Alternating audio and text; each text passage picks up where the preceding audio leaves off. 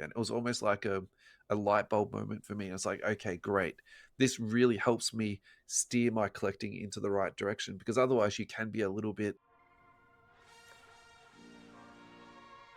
Welcome to another timeless moment brought to you by the You Can't Comp This NBA Trading Card Podcast. If you like the video, please give it a big thumbs up. And if you want to support the show, please hit that subscribe button and tick that bell so you get notified whenever we go live. See you in the comments. Here with another timeless moment segment. Let's go. Let's do go. it. Yep. What would you like to speak about this week, Russell? I think it would be good if we spoke about what to do in your first 12 months as a collector. Where do you start? Way back when. I'll have to get in the time machine. It's been a while, but yeah, Yeah, because I think I get this question from time to time, and I also get this question from a different perspective. How do you start as an adult? How do you start as a kid? All that type of stuff. So no, it's a good one. I think we lose focus of that as collectors sometimes. That when people are new to this, it's a very overwhelming. It can be overwhelming, and Absolutely. a lot of people don't know where to start. So yeah, very very good topic. And what would your first bit of advice be if you're brand new into the hobby? And so if I was starting again from scratch and planning everything out, because I would probably say that's the other thing too about when I first got back into the hobby, I didn't really have a plan. I was just doing things and essentially experimenting. And so the first thing I'd actually do is, and I say this for a healthy approach to the hobby, and also I think maybe not so much for mental health, but just to clear your mind of maybe burdening yourself, is just getting a budget right. Because I feel like that is what one of the major stresses that people can come into contact with, is that they don't particularly have a budget and then they can go in too deep.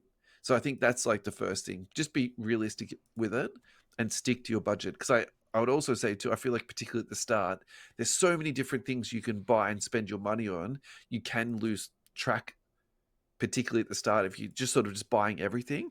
Because I think that's maybe one of the bigger things that I experience and I've seen other people experience. You just start buying everything that you see. So that would be like the first and foremost thing. Yeah. Like it's the you either get one or the other, right? You either get the paralysis of not knowing what to buy. Yep. Or you just buy everything and then it becomes not problematic, but it's just like I feel like you start wasting your money for use of a term because it's not focused. It's not a well thought out purchase. It's not researched. It's impulsive. And yeah, sure, you might end up with a few extra trades out of that. That's right. I mean, it's not the end of the world. Yeah. Like if you're buying singles, you can always resell them, so that's, it's definitely not, you haven't sent yourself, into a hole doing that. But at the same time, but I think nice to have a plan. Number one, have a plan, have a budget. Know how much you want to invest / spend on your hobby. Yeah. Because if you don't, you could get out of it. Things can get out of hand very quickly. Yeah. For my next bit, I would say I'm going to have 2A and 2B, and you can do these interchangeable, but I would actually say use a tool like Card Ladder. There's lots and lots of different tools out there. So Card Ladder is not the only one, but let's just use Card Ladder as an example. Look at the zoomed out data. So look at cards from an all-time perspective. So what I'm saying by that is then you can actually look at the ups and the downs. And I feel like sometimes when you're buying cards at the start, you actually don't realize, are you buying a card that's decreasing in value or are you buying something that's going up in value? Yeah. And sort of getting your head around that, I think that's actually a really good idea because is actually, you want this card, but actually, is this the right time to purchase that card? Should you be waiting 3 months, 6 months, a year even to actually make that purchase? Because I think it's diving at the moment. It's a bad buy. Well, timing's everything, and learning that, and not sort of not falling into impulse, not falling into fear of missing out on a card. Don't let that that emotion cross over with the reality and the facts. And yeah, sure. By using those apps, and you can use all of the data tools. We go into a lot of them on the show. We go into Card Ladder specifically, but then we look even deeper into stuff like for pop reports with GemRate. GemRate's got some amazing data. We use the 130 point app to obviously see what recent sales look like.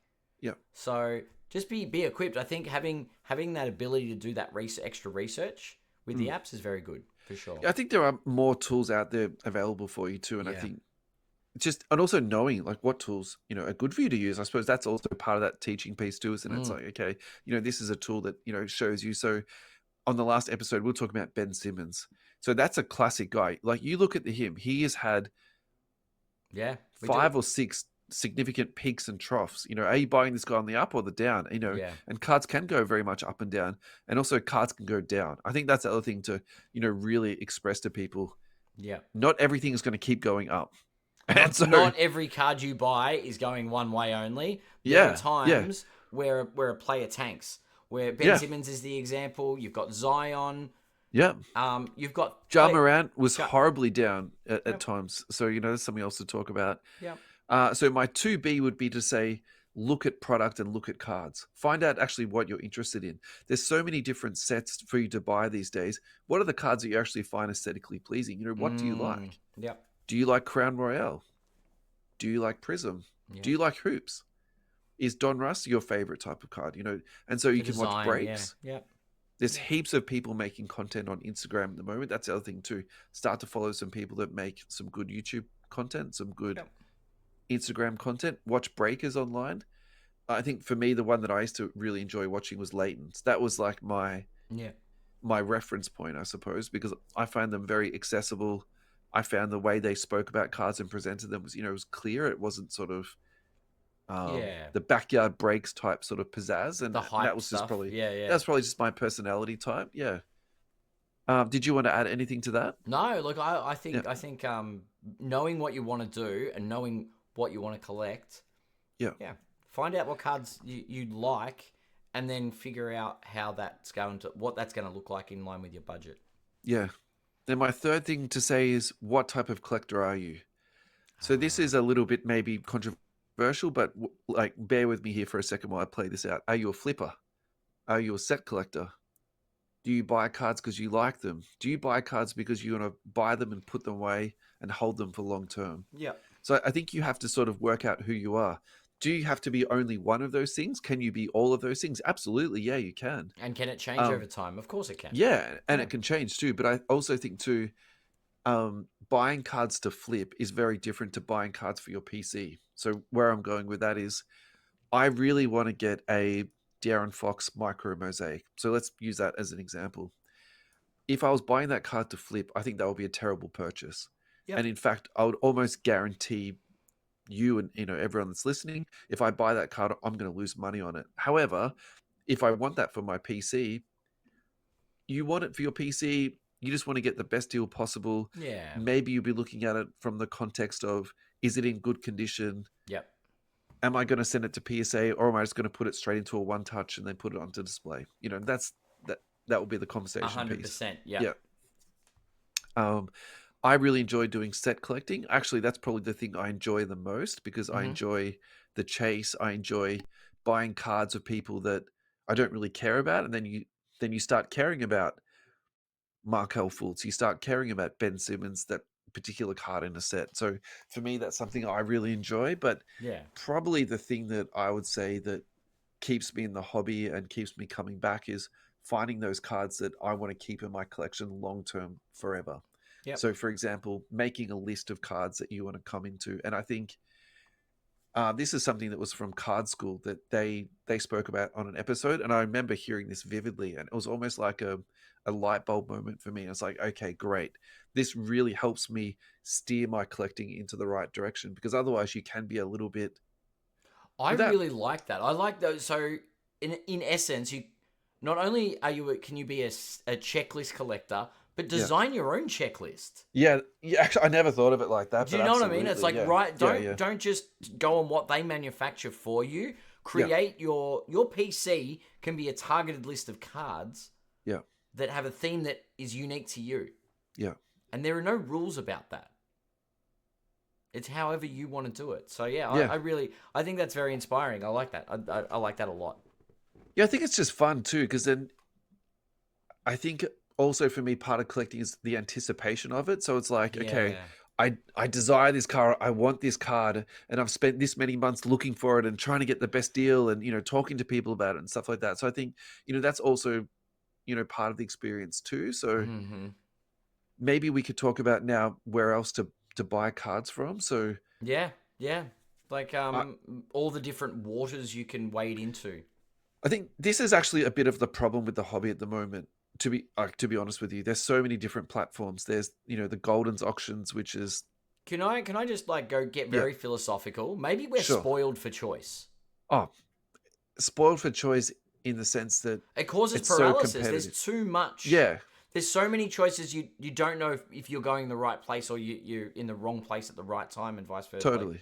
Yeah. it's yeah, lunacy. So eBay is one of the biggest platforms for buying and selling eBay's easy. cards. Yeah. Yeah. You've got They've protections on eBay, which is great. they've improved their customer service enormously. So I Yeah. think that's something you should talk about. But I think, Golden's auctions is something that they do quite well. Yeah. The other one we have to mention, even though I've never used this, is the new Fanatics platform, because I kind of suspect moving into the future that's going to be getting a lot of massive cards onto Mm-hmm. it. Mm-hmm. And looping this back to Golden, so he was complaining online recently about how that huge baseball redemption didn't get put to open market. It went from redemption straight onto the Fanatics platform. And if I'm being Mm. not a conspiracy theorist, but if I'm trying to predict the future and get inside of Fanatics' heads, they're going to want to repeat that many, many, many different times when it comes to basketball redemptions. Yeah, And agreed. that's actually an excellent business model when you think about it. Yeah.